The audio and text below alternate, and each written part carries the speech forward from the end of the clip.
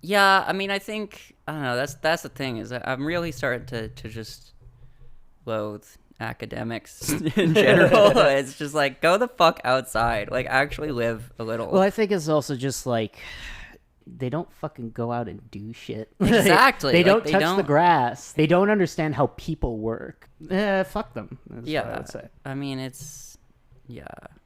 Good way to introduce the podcast. Welcome. Yeah, but welcome. We're here to talk about a movie that you probably haven't seen. Confessions of a Dangerous Mind. My name is Charles Hirsch Barris. I have written pop songs. I have been a television producer. In addition, I have murdered 33 human beings. It's a perfect cover. TV producer by day, CIA operative at night. Think of it as a hobby, something you do to relax. Dankeschön. Confessions of a Dangerous Mind.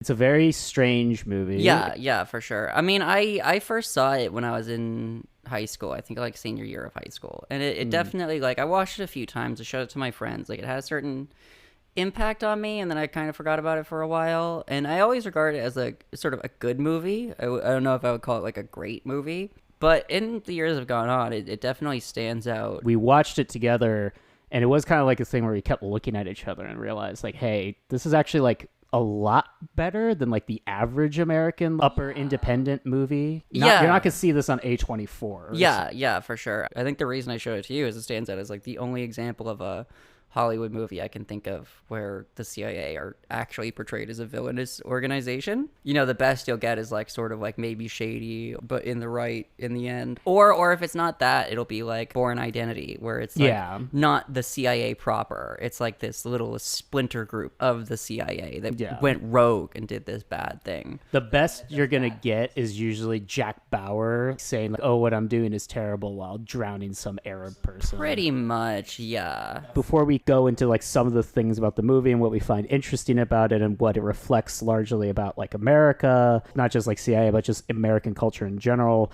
we should talk a little bit about who this Chuck Barris guy was. Yeah. Beyond that. Here's the host and star of the show, Chuck Barris. This guy, Chuck Barris, old school game show producer, the man who walked so that Jerry Springer could run. He made like the Newlywed Game, the dating game. His sort of most infamous was the Gong Show, which was the show where, you know, they bring on bad talent to sort of, and then celebrity judges see sort of how long they can stand listening to this act before they can bang a big gong to instantly kick off the act. Yeah. So that's sort of where he got like his most like infamous cred, and it's the first one that he actually hosted as well. And then in the 80s, he wrote this book, Confessions of a Dangerous Mind, where he claimed that the whole time he was doing like the dating game and these other shows, he was also a hitman for the CIA. Sorry about your teeth. Carrying out secret assassinations abroad. Infiltrating civil rights marches. Part of Operation Chaos, I believe, is what that one he was. mentions that, and then later on, whenever he sends off people on like these dates for shows like the dating game, going off with them to pull off hits in whatever country they're sent off to. I mean, that's all you really need to know about Chuck Barris. Yeah. His biggest accomplishment is bringing reality television and regular television down to the level that we are now, setting the stage for it. Yeah, he was not the first, but he is the most popular. The Citizen Kane of trash TV, basically. Very, very pioneering in the insight of like the levels to which people would be willing to go to sort of publicly humiliate themselves for attention. Seeing just how punitive like America is in general, that kind of thing. Especially like the culture that we cultivate of just like personal responsibility and stuff like that, and mocking other people and mean-spiritedness in general, and just taking it and just going, bam, I'm gonna run with this. It's all in the same vein. He just was smart enough to see it. He was savvy enough to like know that. But the movie, George Clooney's directorial debut. Indeed, and one of Charlie Kaufman's, I don't know if it's one of his earliest scripts, because it's definitely early in there. Yeah, because it feels like an earlier script from me, even though infamously he wasn't like a big fan of the movie, probably because it just wasn't like self-loathing enough, probably. I think George Clooney also said that there was stuff that was just too weird in the script, and it wouldn't get greenlit. Clooney is a Hollywood conscious person, like mainstream audience conscious 100%. type is definitely a very weird mainstream conscious person type. And then the movie also is a great early Sam Rockwell performance, and His first his lead first lead role. performance, yeah, and a really good one too. Probably one of his best. I would argue so. Like, I haven't seen him like be like this good in like a while, and I like everything that he's in. It really brings out a lot of sort of what I think is best about Sam Rockwell's talents. He got really good with this role for sure. Yeah, he's got the same electricity that was running through Chuck, I think. He just has that natural showmanship kind of vibe, and just that weird charisma that you can't describe. That's unique to him. Yes, that makes well, it's that charisma, but also just that like slightly off the beaten path, like kind of odd energy about him. Yeah, he's George Clooney if he was less handsome, basically. We see from the movie he's got a nice ass. He does. That comes up several times.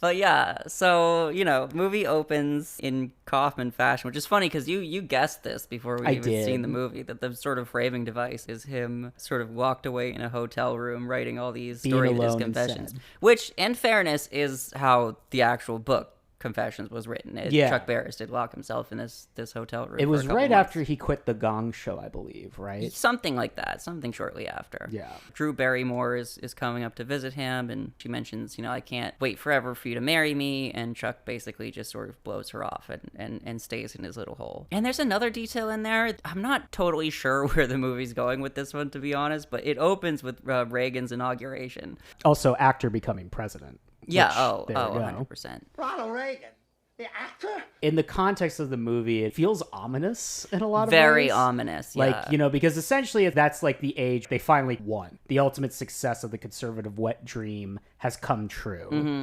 Yeah, I mean, also just the way that it's framed of him sort of in this dark room, sort of watching the inauguration happen does tie into this sort of idea of like the show goes on with or without you once it's sort of like in motion. But we also set up in this scene the tone of the movie, which has this really like cold, isolating, alienating quality to it. It's got a lot of that early 2000s kind of vibe where it was like they had just discovered color correction. Yeah. Which I do think from looking at it, it looks like it's probably a combination of 2000s color grading and that like just developing the film weird. It almost feels like they did bleach bypass, but only for the contrast, basically. Because the colors are still preserved, but there is this deep shadows and just like almost like pure black. Like there's almost no information in them. A lot of pure black in every frame, and then often like there's like blue or like burned out colors or like certain stuff like that. Visually, it reminds me. I think he might have been going for a bit of like a Tony Scott kind of a vibe. A bit. Chuck starts to write the story of Confessions, and we go through his early life, which is where we get into one of the great features of this movie, which is that Chuck sucks. Hey, screw off, queer. Fuck'd you get pregnant for? Don't ask me to marry you again, okay? It opens with him, like, age 11, getting, like, paying his sister's friend to lick his dick. That sends Chuck down his just being, like, a gross sex fiend, trying, like, we see, him just pulling his dick out in the movie theater and just trying and failing mostly to get laid in various sort of ways. One of my favorite little moments where like it's his fantasy of getting the blowjob or the hand job in the theater, I think almost with minus the popcorn.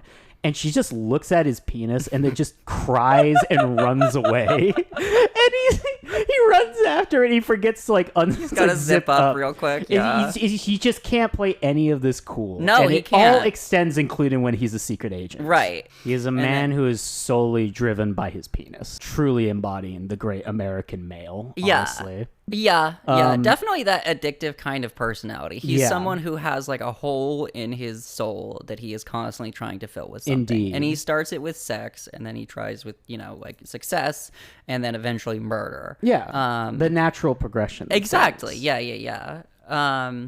I get a lot of vibes of hardcore addiction. Definitely that addictive personality. He's someone who has like a hole in his soul that he is constantly trying to fill with something. Indeed. And he starts it with sex, and then he tries with, like success, and then eventually murder. Yeah, the natural progression. Exactly, yeah. Probably like 90% of the men who try to enter Hollywood, powered forward by this insecurity to try to gain power within show business. Yeah. And starts to try to work in like television. We see him sort of lie his way into getting a management job. She then loses and also gets his then girlfriend pregnant, seemingly, and his very next action is to try to skip town.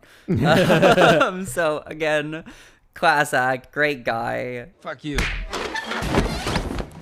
Trying to move on in television, he writes a pop song and uses leverage from like a scandal that was going on to get it in the hands of Freddie Cannon. And that's the song actually that you'll still occasionally hear on like oldies compilations or like on the radio, Palisades Park. And it's also a song that gets stuck in my head anytime I go by the bluffs in Santa Monica, which are called Palisades Park. You could say many things about Chuck, but Chuck knows what people like. I'll say that much for sure. Yeah, he does. Yeah. He has a good sense of that. He did. He uses this to have just really awkward bad sex with Maggie Gyllenhaal. And oh, that was gold. that's right so there. good. He's so again, he's just so sleazy and shitty in this think- movie. He's such a Well, fucking... that felt like the most true relationship he'd ever have in his life. It's just This scene then introduces us to the movie's main love interest, Penny, played by Drew Barrymore, who is lovely. she is wonderful. I feel like we haven't seen much of Drew Barrymore. No, I mean, Drew Barrymore is very good in this part. It is kind of like the part I feel she was like born to play in a sense. Yeah. Yeah, I mean... free-spirited and also a little racist. Well, yeah, she's definitely and this is the thing like about the movies. I think people are very period accurate, racist and homophobic and misogynistic. Like it really. Period accurate. I think it's just American accurate. So he starts dating her. They have sort of a polyamorous fling in another.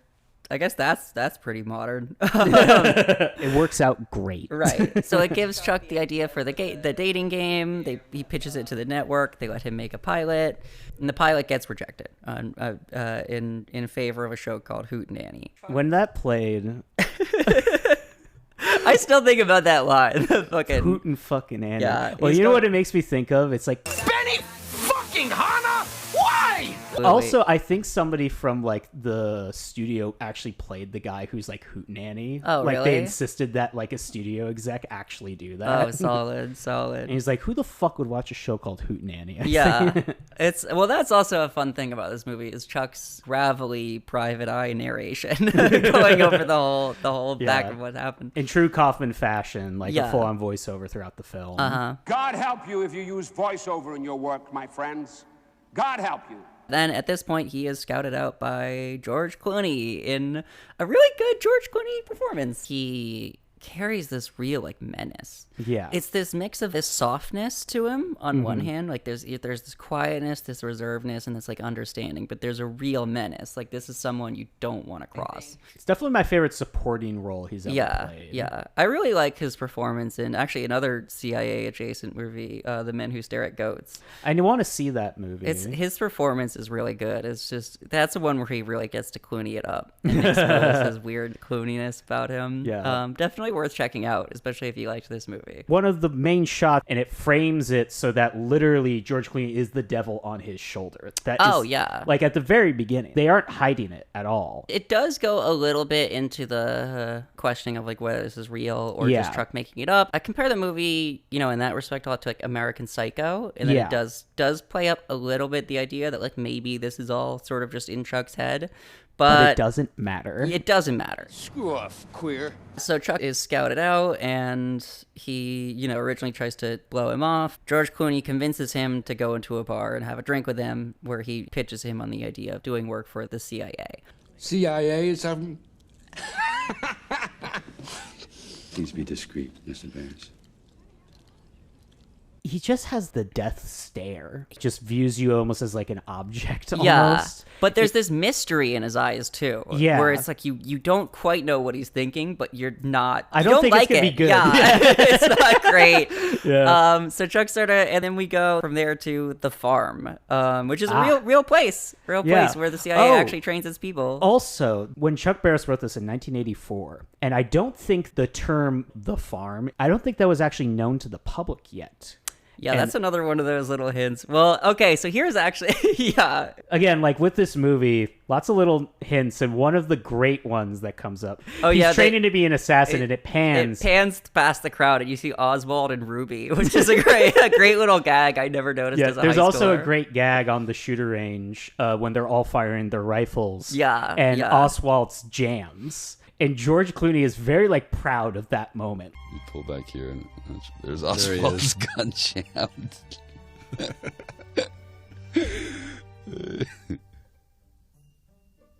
Damn it. All right, George, I see you right there. We also in this scene introduces us to one of just the best characters in the whole movie, who is the CIA government man, who is just like cannot contain his like sexual glee at committing acts of violence. He chews the scenery and digests it right in front of you, but it's so good the way he does it. Not even fully unhinged, just a barely hinged man. This is the same guy who was talking about the electrifying the balls. He mentions electrifying the balls. He introduced on how to crush a man's windpipe, or he's going accidentally performs it, does a live demonstration. Who is that actor? He's amazing. I don't know. He hasn't done much else, I don't think, but he's fantastic at this part. Just that. I don't know. He let the gay out. Let's mix this up a batch. Yeah, it's great.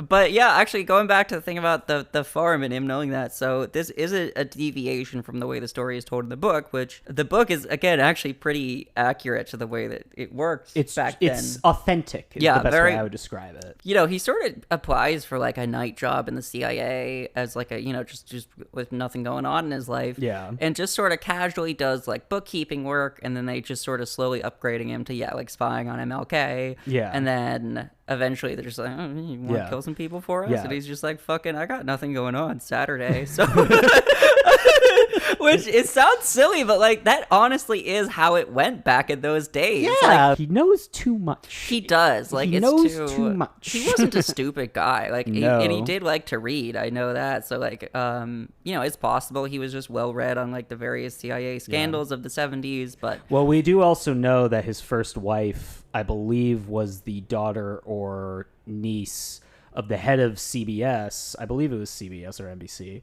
And they did work with the CIA, or at the very least in World War II with covert operations specifically. So we can assume the CIA afterwards. Yeah, probably. Yeah, I think if there's those, we can assume. But according to Johnny Harris, no, there's no way he could possibly be in the CIA. Jesus Christ.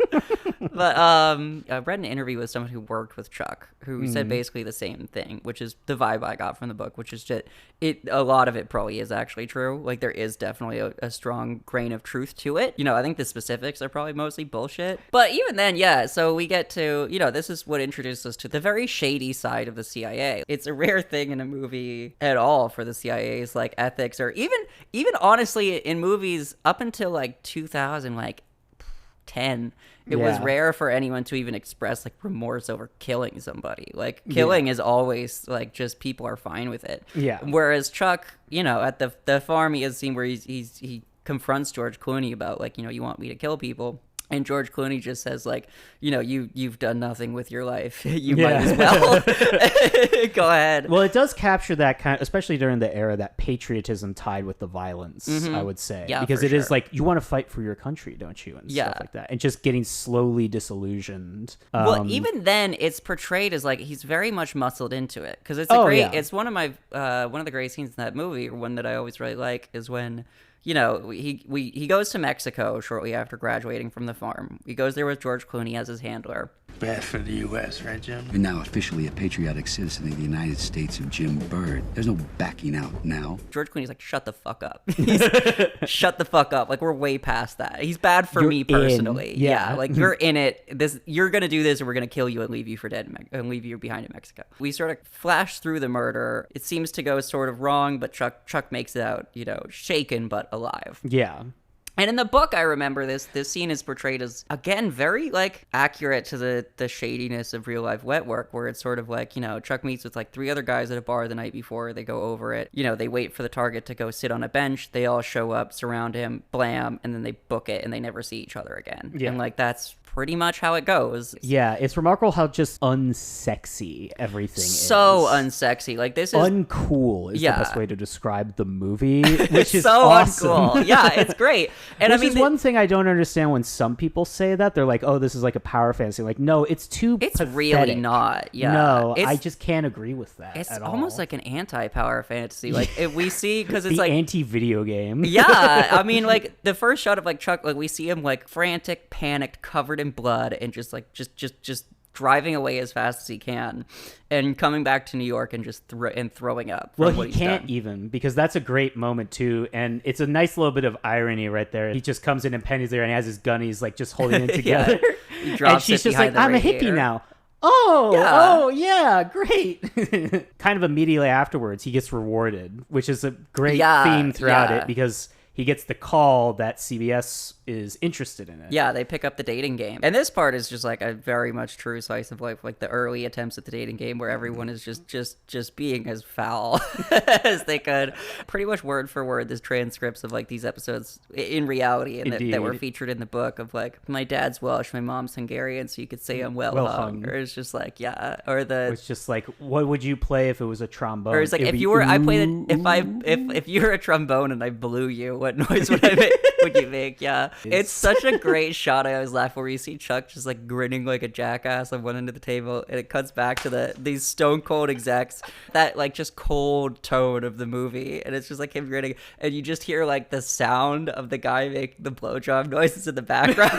Just like stare him down. As we were saying about like American race, there's just this great exchange where one of the board executives yes. It's just like, we can't have a black man be saying these things, and one of them just goes, and then one of the best scenes in cinematic one of the best history scenes in the movie ever. by far, for sure. He gets the CIA guy to come back, and just before every show he just like gives like the most threatening, like unhinged warning to them that if they break. Well, that's also a great detail too, that's taken from the book, because the person who he did was indeed an actor. Yeah, well, he mentioned that he was having nightmares about like an FCC guy cursing him out every night for this happening, so he hired an actor to play the guy from his dream, which is really funny. So yeah, it gets going, dating game gets going, it's a big hit, he's a success, and it gets so big, essentially paving the way for future YouTube videos of equally trashy quantity of people 100%. looking at. I mean, again, it's funny how quaint stuff like the dating game is. In like the trombone gag. Yeah. Like, oh my god. People would just be like calling that dude a virgin. Honestly.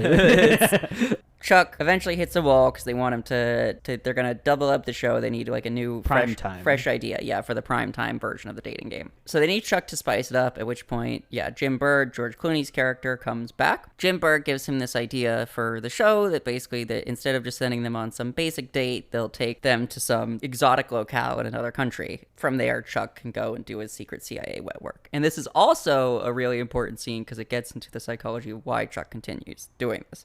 Because he says, he's like, I don't need the money to kill people anymore. Like, I don't have to do that. And Jim Bird is just like, yeah, but you like doing it. You can be an assassination enthusiast.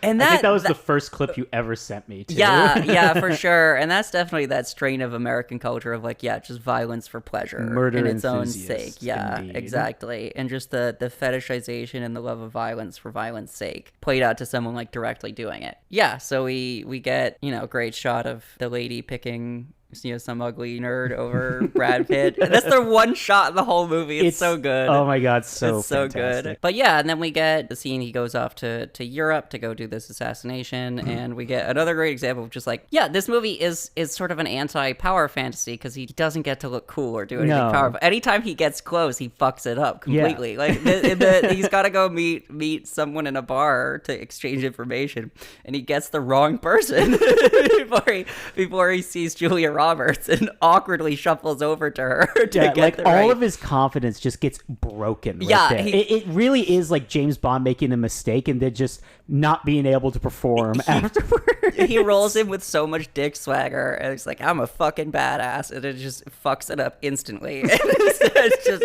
has to shuffle over awkwardly to go and meet up with that's where Sam Rockwell, I think his performance really so shines. Yeah, he's because so good. He can do kind of like slight swagger. Like the man has enough like genuine charisma, but then he is so good at just playing how to fuck up being cool. Like he just knows how to do it. Like he can be so confidently uncool. He just does that shuffle and like that awkward, like his voice lowers. And he's just like, like hitting on someone at a bar and butchering it the first time. Bad. It's so awesome. It's fantastic. And it's like, God, the coat. He's got like a corduroy trench coat on and this like hat. Like he's clearly dressed up like his fantasy, and he just instantly bungles it. He meets up with Julia Roberts. He tries to be all cool and flirty. She sees through him instantly. You're not like the other hitmen. Yeah, just very clear contempt for him. He goes off. He does his murder in the alleyway. It is portrayed film noir. He's a big shadowy sort of cloaked figure who comes up and pulls out his gun and kills the guy. So that's sort of like his cool-ish moment, but then it's immediately followed by him lubing up the microfilm he got from the informant and shoving it up his ass.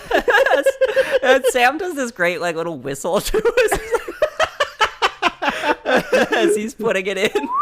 He's like, it's like a slide whistle. yeah, it's so good. He's just like, that's even like then, ass shot number 2 or 3 of Sam Rockwell. Yeah, no, movie, it's a main plot point in this. After he does kill that dude, immediately the contestant who he's chaperoning is just walks out. It's like, Chuck, where are you? And he's holding out like the gun. Yeah, it's like it's just like. Again, it's almost like kills he the ruins guy, his moment for him so right close, there. So close. So he puts the microfilm in his ass. Julia Roberts shows up at his like hotel room. They have sort of a candlelit dinner, and they hook up. She starts licking his face all over and delivers the great line. She's like, if this is what sex looks like, I don't want any of it whatsoever. I mean, it's definitely, the like licking all over the face is just a great touch to it to make it like this. And then, we cut to him being, coming back to the United States, talking to like a CIA handler, where it's revealed that she was essentially a hired prostitute. Yeah, to his sleep with him. reward. Right, yeah. And so he's also complaining to the guy about having microfilm shoved up his ass. Yes, and in the book, he actually clarifies, and he believes this man tried to get him killed because he said that to him later in life. He's like, yeah, no, he didn't try to kill me, but when there was an opportunity where I could have died, he didn't lift a finger and was kind of hoping it would happen, you know? And I'm like, yeah, that sounds like it. That sounds right. yeah, that definitely has an element ringing true to it. Yeah. So he does that. He comes back. Game show career going well, basically. Yeah, picked up for another one. He's got more Newlywed Game, right? Newlywed Game. Yeah. And he moves in with Penny, and we get into the other scene where they're talking with each other, and she's kind of like, we've been seeing each other for a long time. I really like you. Maybe we should make this a bit more of like an official thing. She's like, maybe we should get married. Because why the fuck not? And immediately he just goes completely on the defensive mode. Like this he flips out at her. And one detail I really like is immediately afterwards he's like, I need a job. It's it's the addiction thing. Yeah. It's portrayed in that scene very much like going to buy drugs. He meets or have illicit gay sex in like a weird like either way. It could be either one. Yeah, exactly. Or both at the same time. Yeah, let's be real here. He meets a mustachioed man in a bathroom somewhere who hands him an envelope full of murder instructions. But the other detail in that marriage scene, we get a bit more insight into why Chuck is to like this. We see that his parents have like the deadest marriage that's ever been. He has this cynical line about the Newlywed Game where he says like, I had this feeling that your average American would sell out their spouse for a refrigerator, which I think is very close to his real explanation. It in is real life. Indeed definitely his real explanation. I remember right after he died, there was like an NPR interview with him that they played on the radio where he was like, he basically said like, I suspected a lot of couples just didn't really love each other all that much. And definitely the not Nick Mullen of the 60s. Yeah, and he said it's like I didn't feel bad because like any couple that was willing to come on the Newlywed Game like was clearly not gonna last. If you're coming out here, it's not going to be a good night. Yeah, like if you're already like at the point, like it's like we're not really. Again, the Newlywed Game walked so that one episode of Moment of Truth could sprint. Pretty much, yeah. 100%. So then he goes George Clooney. George Clooney gives him the hit instructions. Cut to him in I think was it West Berlin. Yes, with Rutger Hauer. Yes. Which I didn't realize that was him because, like, older Rutger Hauer just looks a little bit different. Like, he's a little bit rounder. He's wider. Yes, he's a little wider. No shame, of course. Yeah, he's still, like, looked pretty good for, like, his age. Yeah, but I'd say so. He shows up, and he's great, also. Before that, I should mention, it's another case of him being undercut because he meets up with Julia Roberts, who, gives him his instructions. She's all like, kill for me, baby. And it immediately cuts to him crawling under the the border in like a grody tunnel, and with this like stupid fucking panic expression on his head, and he like kicks open the door on the other side and then immediately tries to play it cool. Well, it's even better than that, because remember how it cuts into the scene is like you get like the cool walking off shot where it's like angled low at him and he's like got really booming smirking music. And then immediately cuts into him crawling along through the vat, probably through the sewers. something like that, near the sewers, or a right tunnel that's underneath been them. dug for sure. Yeah, Just scurrying along like fucking Smeagol all Yeah. of a sudden. Did they say who they were killing as well?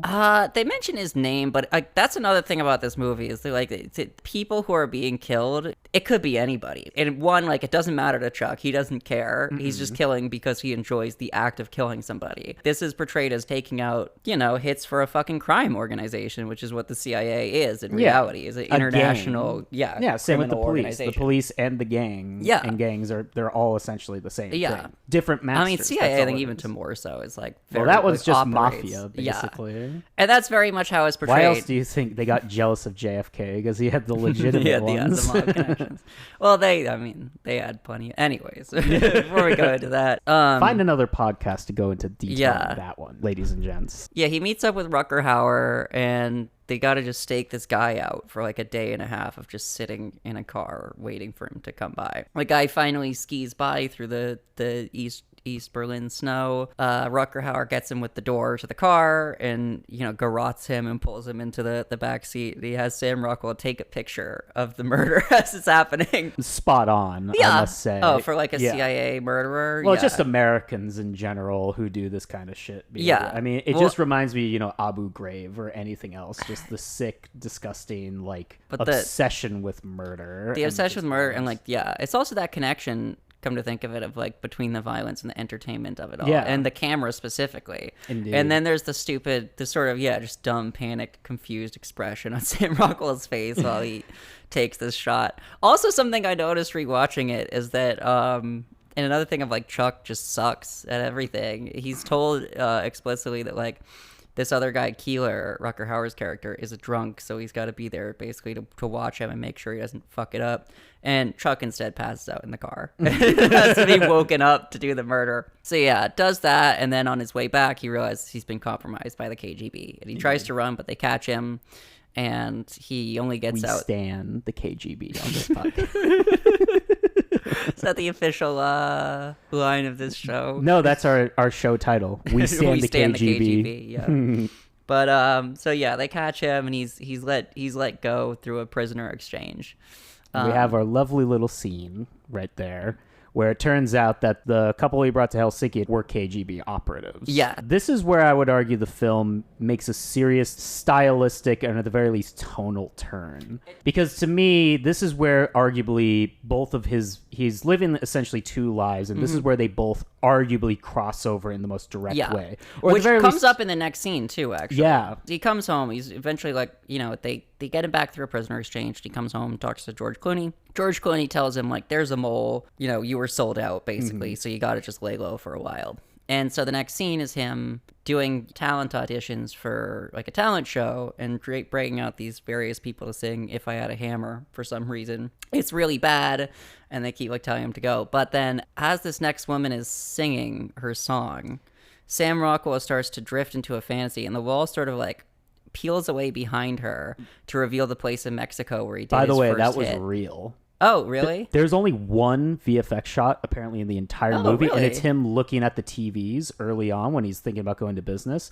They built that set actually in the desert so that they could do that shot. Oh, for damn. real. Hell yeah. This is a good tricks movie. A lot of tricks, definitely. It's a little show-offy, to be honest. It is, But it they're is. fun. They're fun, and this is a It's- fun one. yeah. So, anyways, as this woman is singing a really terrible rendition of "If I Had a Hammer," we get a close-up shot of Sam Rockwell's face as he starts to pick up this like kind of disturbed expression on his Yeah. head, and it cuts back to his view of her, where the wall sort of peels away behind her to reveal the location of his first hit in Mexico. appears behind her with a shotgun and just blows a fucking hole through her chest. Yeah. Like, it's really brutal. And he's got this, like, Crazy, crazed expression. scared look in his eyes. Yeah. Like he's paranoid. And then instantly it cuts back to the real interview, and he just, like, lights up with glee.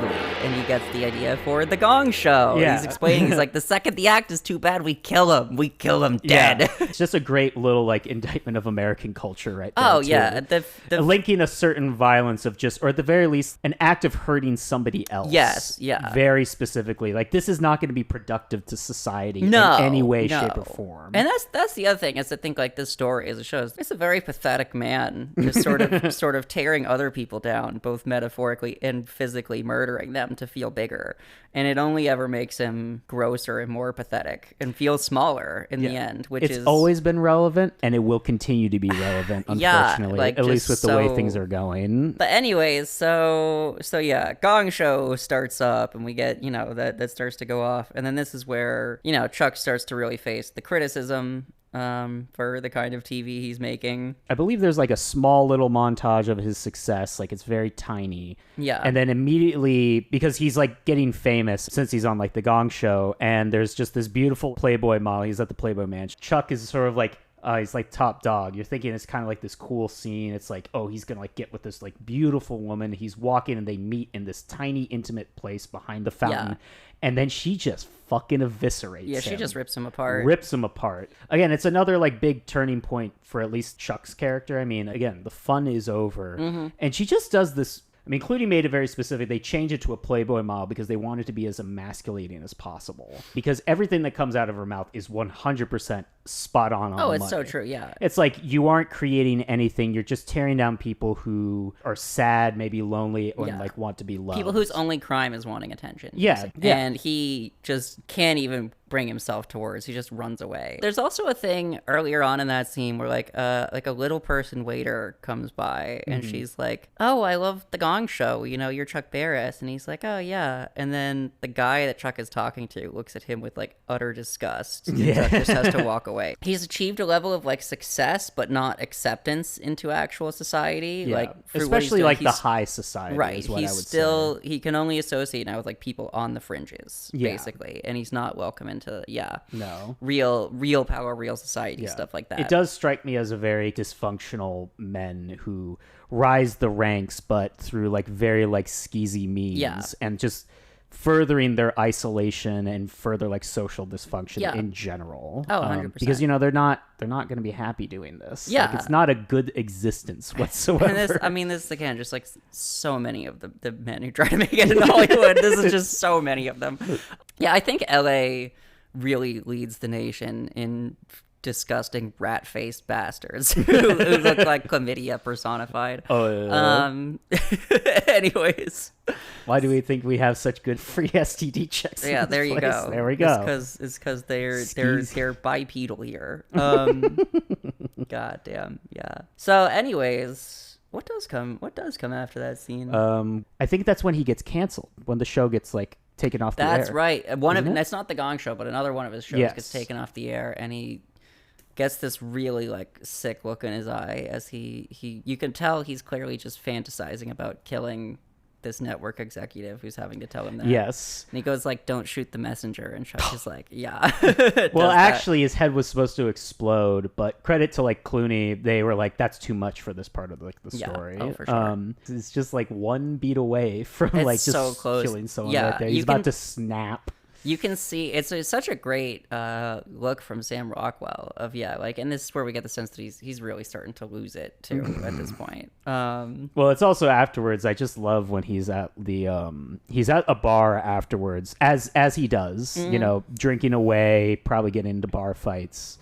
And he's talking about how they've killed my babies. They just killed them. I brought them into this world. And it really is just like, that's all he really has in Yeah. this world, really. These shows, you know. Next up, he gets a call from Keeler, Rucker Hauer's character. Right. And he goes and meets up with Rucker Hauer, where a couple of important things happen. One, Rucker Hauer reveals that he was a Nazi, just straight up was a Nazi, and that's where he got the taste for killing in the war. It's a great sort of scene where he's trying to just be honest with Chuck, who is just a pathologically just deflective kind of person. And he asks, like, why do we do what we do? And Chuck gives his rationale for why he's in show business. And he's just like, you know what the fuck I'm talking about. Like, you're talking about. And like, he's, Chuck is just trying to blow it off and not acknowledge really the truth of like what's going on. And Keeler quotes, a bit of scripture at Chuck. And Chuck, he reads this whole thing, and Chuck just sort of like, again, a great bit of facial acting from Sam Rockwell, where it's this just blank grin on his face of him sort of smiling along like, oh, that's neat, and like in his eyes you can see just like the fear of everything that he's ever been, and the fear that like, the mole is closing in, the heat literally is rising. Both lives he's facing are telling him that he's a fucking piece of shit. Yeah, basically. exactly. And right, it's all converging. And then so after that, he finds Keeler has died. Chuck thinks he's killed himself, and he's like, at a lunch with Penny, and he's sort of like, he's even blowing her off because he doesn't. It's really full want on to talk mafia shit, where it's like a guy who I knew died. Yeah. He was a stagehand. Oh, is being a stagehand that bad? Yes. Yeah, and to be it's pretty fair, bad. he is correct on that one. But I do love the way, because like his explanation, makes him sound worse too. Yeah, He's this it really guy's does. boss. It's like, yeah, it's pretty bad. But also, she's not buying it. Like, she just sees that he's full of shit. And Julia Roberts shows up at the same place to look like, some lover who he stood up, and because she was supposed to meet him, and she says like to him in front of Petty, like, I never get stood up. Do you understand that? And it's like a whole thing, which I realized I realized later on that this is a scene where I guess spoilers, we're spoiling the whole movie. That Chuck's just being a complete fuck up saves his life in this moment, because if he had gone to the meeting with her, she would have killed him. That's the implication. Like, that would have been his meeting to die, and he just This fucked movie it up. really is just Sam Rockwell falling his way into success the entire time. Very relevant, very important. Stumbling, and in Hollywood, you fail upwards, as we say, Yes. and the same is true with the CIA. Yeah, absolutely. Julia Roberts is so good in this movie. She too. is. She kills it in this role. Leave the microfilm in, baby. He goes home. He, is, hooking up with some woman other than Penny. She walks in, catches him in the act, and he's just like kind of got nowhere to run at this point. Like, he just kind of has to sit there and sit with his own just self-loathing and misery for a minute. And it's I also just, one thing that's really like wonderful about that scene is, again, they're on this couch and he's just like butt ass like naked, and he just looks so. It's like not intimate, pathetic, and the way she walks in on him, he's completely exposed and vulnerable. And he's got like nothing, like there's no, he can't hide out anymore, of it. of course, is the other thing. He's also shot in like almost complete darkness. Like, at this point, in this scene, he's almost like just a silhouette, and it's really good at conveying that just the pit of just sadness and misery and self-loathing that he's in at this point. And he's got really nowhere to go. So he follows Penny back and tries to comfort her. She asks him if he loves her, and he says like, in my way. Yeah. Which is, again, I think a lot of men in Hollywood have used that line. I don't think it's just men in Hollywood. Yeah, a lot of men have used that line. I just love the moment when it's just like, do you love me? And then he just goes, it's not so black and white. Yeah. And I just love she has an answer for that. It's like, no, if you loved me, you would have said as much as this big. Yeah. It's just like a great little moment. It's a wonderful, and it's very like wonderfully shot. It's actually one of the first shots that's finally like all warm colors and like very intimate, and it's shot very close up to both their faces. Like, it's it's really close in. So it reminded me somewhat of like, it felt like something Bergman might do, is just like holding on these like tight close-ups of the face and just like staying with them the whole time, even panning with them. It's deeply like intimate. Again, Sam Rockwell just killing it in the scene. Yeah, he does so good. Both of them do really good. Obviously now he's like a big name, but it is a shame that he didn't catch on sooner with like a role like this.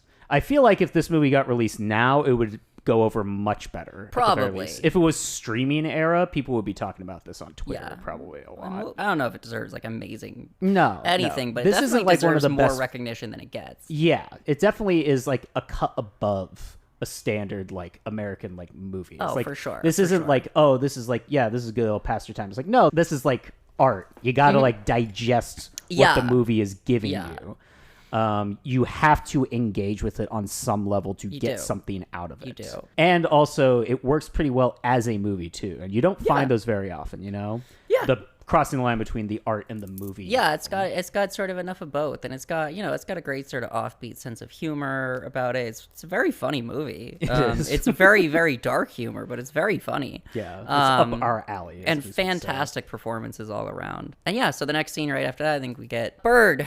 George Clooney appears once again, just appears like the mystical man that he is. That's how it actually happens in real life.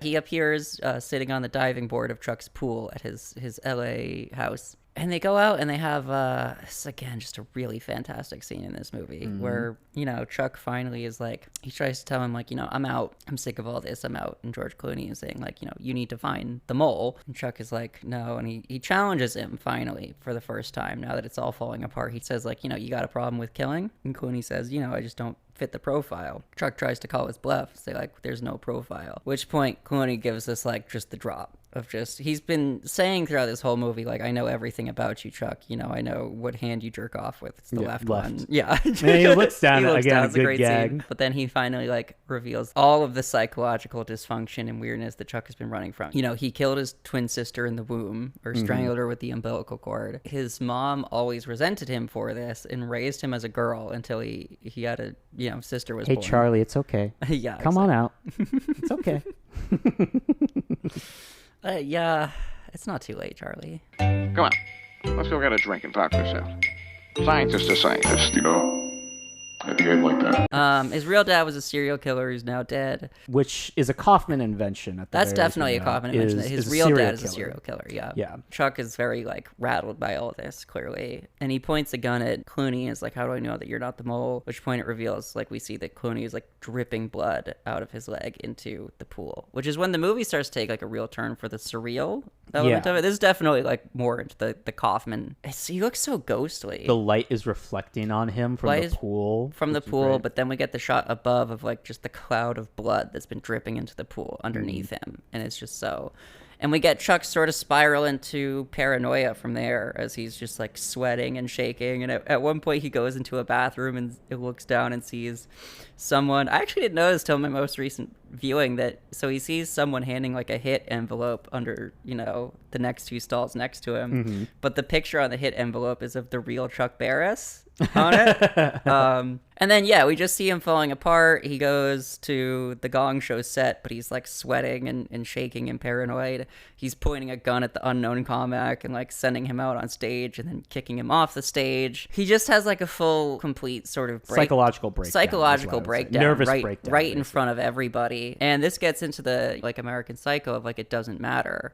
Just as like the crew realizes he's gone, they just like pull up the cue cards, they hit the applause thing, and they just keep the show going. And it's just like, his life is sort of destroyed, but like what he's set in motion is, it goes on and it just carries right on, just with or without you. Yeah. So it's like, it just sort of just pushed away. Well, it's a really beautiful moment. I would say it's my favorite scene in probably the entire movie. He walks off the set, and this I'll always remember, is like there's a great little bit where he like walks past a background and it looks like Helsinki, where he had his second murder, his first like good murder. Yeah. And I believe this is where we also start to see like what happened on his first murder is like right around here. Yeah, we see the truth of it. Or no, that comes up in an earlier scene, but we do see the truth of it, that he looked the victim in the eyes and hesitated for a second, and the victim like wrestled another guy's gun, and Sam Rockwell just ended up killing like him and the other agents there. And the whole thing. He then like they pull it away and he sees just his mother, which is a recurring There's a lot of psychology going on here. Very like Freud. Sigmund would probably have a field day on this, because he sees a huge image of his mom,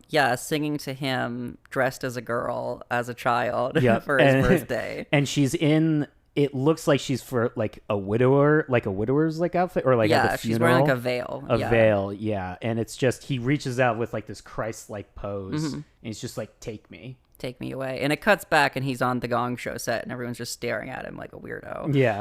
It feels like it's the culture he fostered. It's like there's just no room for human empathy. It's too late for him. Like he's just he ruined it. Yeah. And now it's just like these people are there. There's a great scene earlier when it's showing the Gong Show where it's like, again, this movie, it's a fun thing. The homophobia in this movie is portrayed like very accurate, but it's also notable, especially for 2002, the way that it's portrayed as really like ugly and not likable. Like in an era when like, you know, CGI Gollum was getting up on stage to call Dobby a faggot. We see Chuck being homophobic early on. It's like really portrays like this guy's a scumbag. And there's a scene earlier on in the Gong Show where it's like a very clearly gay kid singing Raindrops Keep Falling on My Head. And the whole audience is just mercilessly like booing him and cheering at him and yelling like, you know, gong gong, and fucking the kid just keeps on singing. And it really, you know, it's clear from the framing of it, like he's comes out looking good and they come out looking awful. And so now Chuck is sort of trapped in the maw of this awful thing that he's created through his own just shittiness and cynicism and bitterness. He's been gonged off, basically. Yeah, exactly. They gong like, him off his own show. Pretty much, yeah. And we finally cut back to the hotel room that he's been, you know, the whole framing device, him telling the story in the hotel room. He writes like a sort of letter of apology to Penny for everything he's put her through, and he reasons to go, and he calls Julia Roberts. Yes. And we get probably the only scene where he actually comes across as like does something intelligent or suave. Yeah.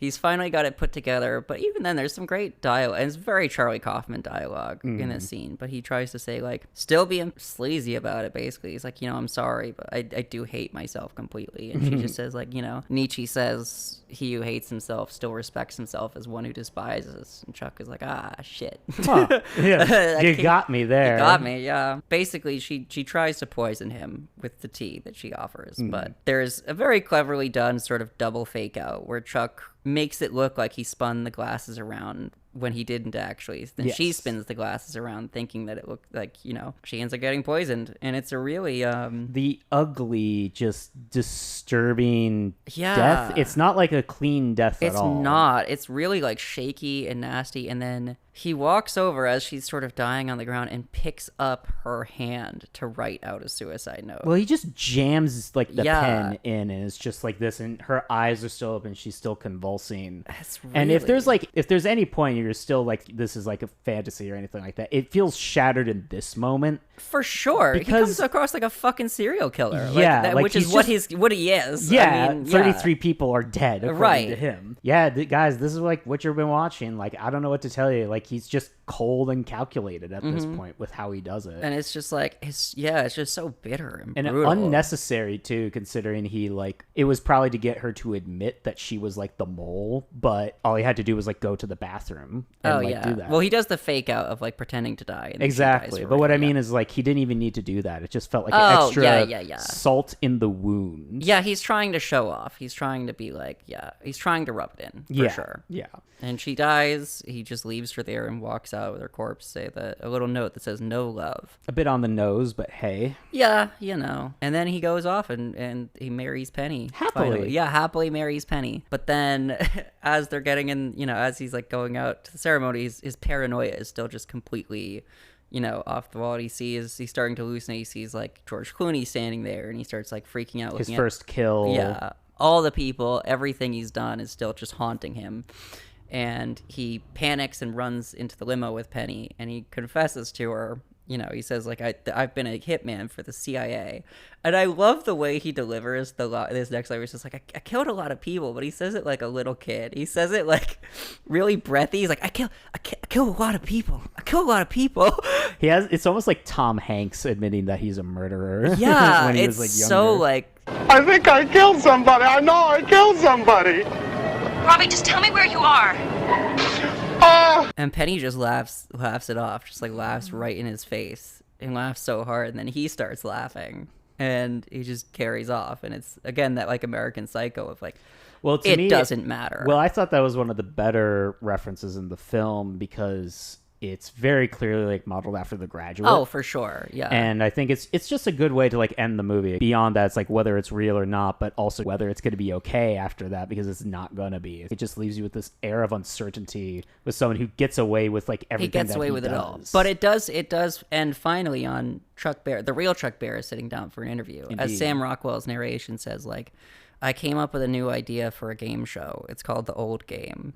And then it ends. Yeah. The movie ends, and it's just like you get a shot of the real Chuck Barris just looking so Guilty. miserable. Yeah, so guilty and so miserable. And that is a note of like what does really separate this movie from a lot of American movies is that like, yeah, he gets away with everything, but he has to live with himself for it all. Like Yeah. that's his consequence. It's like he still has to just carry on living with just the complete ruin of everything that he's touched for his whole life. You know, usually there's the expectation of consequences appearing, Yeah. you know, externally. Yeah. There's supposed to be, you know, some kind of outside comeuppance, and this idea that like he's just in this position of like general privilege and in a sick enough, nasty enough society that it's just fine. Like it doesn't matter one way Yeah. or another whether he killed these people or not. The shows go on, the nastiness goes on. Like, Well, it's also because of what he helped create, which is like Exactly. the external consequences in a sense of just like he's made the world a worse oh, place. actively made it a worse made it a place, worse yeah. place, and now he has to like live with like Live in that world that consequence. he's created. Yeah. And that is it is unusual again, because, you know, just the way Hollywood American films are usually structured. It's like often you have to have consequences. The bad people need to be put in their place, and this has a very, for lack of a better word, like just I don't know, artist's outlook on kind of like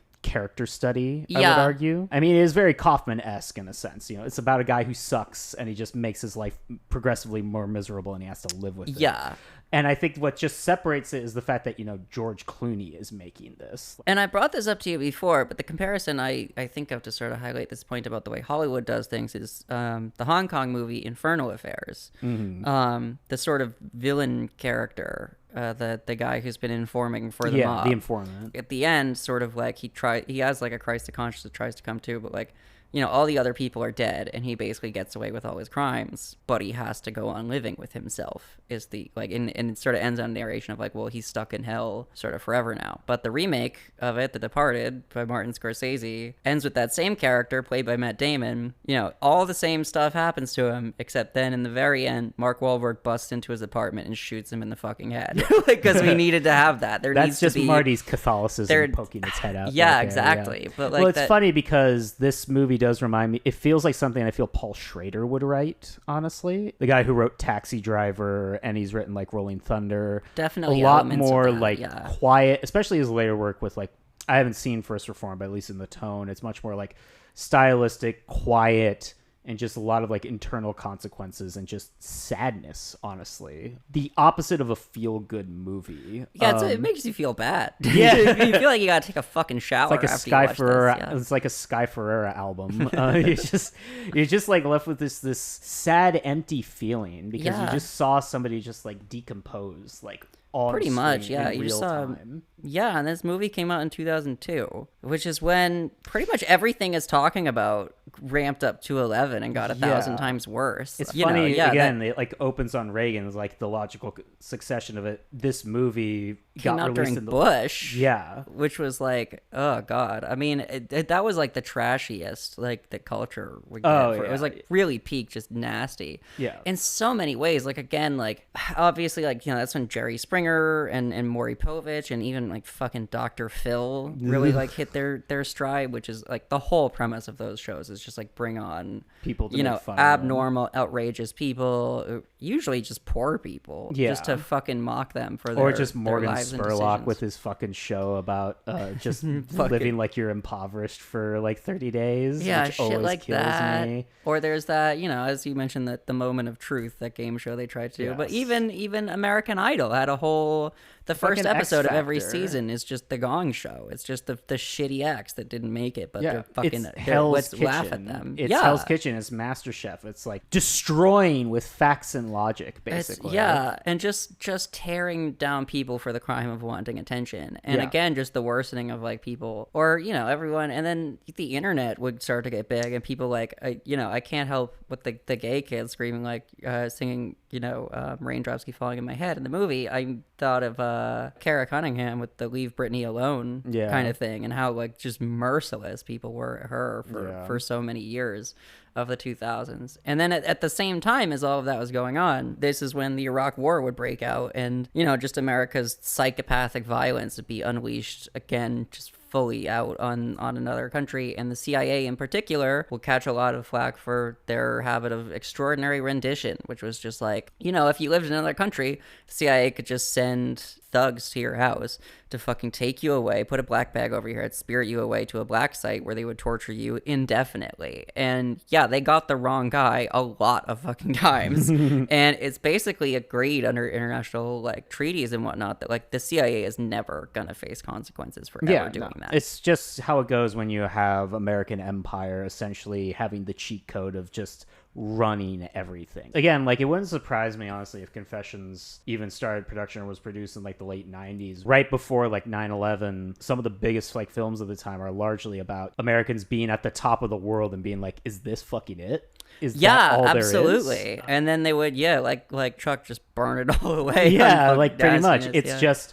You achieve like what you set out to because this is what you've been told throughout your life that will make you happy, which is either, like American exceptionalism, American power in the world, or showbiz success, fucking around, being like a fuckboy, and all of it doesn't actually bring you happiness. It just makes you miserable. And it's...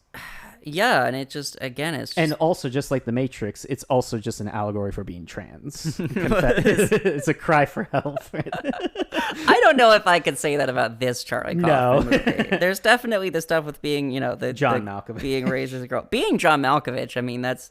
One of the characters is straight up a trans man in that movie. Like, he just, goes into John Malkovich's body and realizes... fucking poggers, honestly. Yeah, great and sort pushes of the cis man literally to the back of the mind. Yeah, basically. and that's another... met a lot of men, like the character from Being John Malkovich. It's very much a type of guy. Yeah, so I mean, I think the movie just it does just sort of ring true to that. Chuck is gone, and he lived in complete regret basically for the rest of his life over. We should give him done. credit for that, I think. Yeah, he did like start to wisen up. He mentioned in a lot of interviews the story about getting his makeup done before, I think, The Gong Show. Even it was one of his shows, but he said before he was almost out, right? Yeah, but he said to like the hairdresser, like, I think there's more to life than game shows, and she just leaned in and whispered, like, there is. and he eventually sort of became an author, but again, like the movie shows, what he set in motion carried on and only got more extreme and only got more intense. So it doesn't feel good. This is just another example of just like how we got to this fucking hell that we're all living in now. To bring it like into Trump, you can see echoes of it somewhat in like the reality TV show host with the absolute like worst tendencies. Obviously, not to compare them one to one. Well, course, I mean, the movie does go. It's like a lot of that overlap between the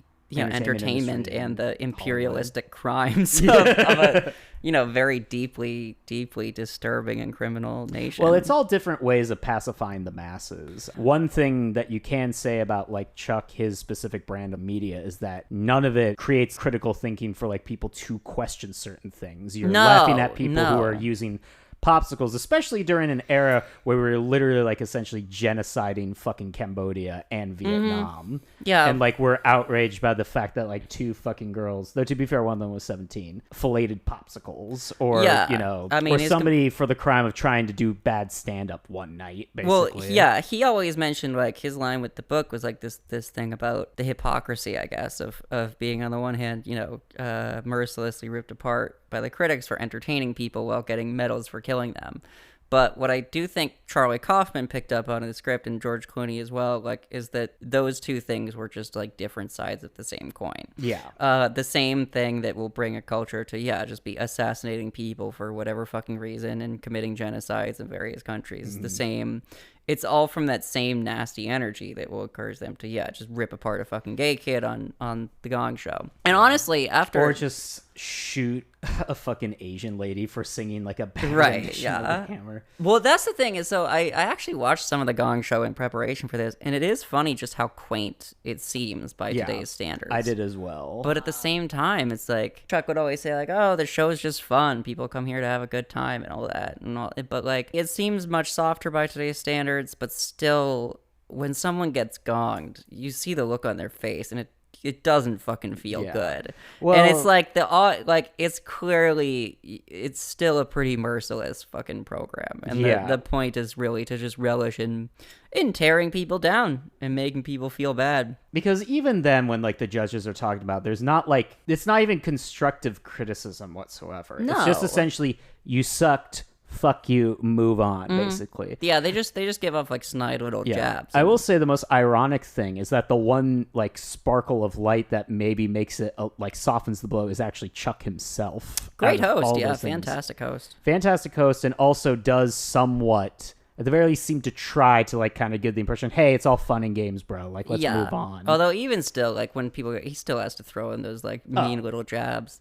Well, wasn't there like the one like I loved in the movie where it's like there's the bagpipe players and he's like, go back to fucking Scotland or wherever you're from. The movie. You know, one of the reasons that I think it didn't do as well, it goes into that lack of consequences and everything, but you know, in the way that people would say like Chuck was sort of an anti-game show host, you know, he was very nervous and shuffling, and he, you know, not like your standard sort of calm, collected guy. Yeah. And the Gong Show is very much an anti-game show. You know, it's a talent show about untalented people, and it's about tearing them down instead of building them up.